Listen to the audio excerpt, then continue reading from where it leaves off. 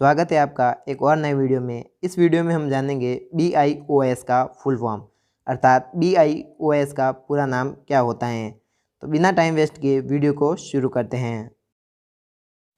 BIOS full form B basic, I input, O output, S system. BIOS का full form हो जाएगा basic input output system. अगर आप computer, mobile और technology से जुड़ी वीडियो देखना चाहते हैं, वो भी बेसिक से लगाकर एडवांस तक, तो इस चैनल पर आपको ऐसी वीडियो मिलेगी।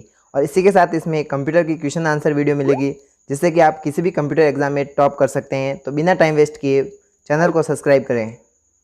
वीडियो पसंद आने पर लाइक शेयर ज़रूर करें और कमेंट करके बताएं कि वीडियो आपको कैसा लगा। इसी के साथ इस चैनल पर आपको मिलेगी कंप्यूटर, टेक्नोलॉजी और मोबाइल से जुड़ी हुई वीडियो। इसी के साथ कंप्यूटर की क्वेश्चन आंसर वीडियो, जो कि आपको हर कंप्यूटर एग्जाम में टॉप करवाएगी। तो तब तक के लिए सीखते रहिए ऐसा इंडिया के साथ। वीडियो देखने के लिए आपका दिल से धन्यवाद।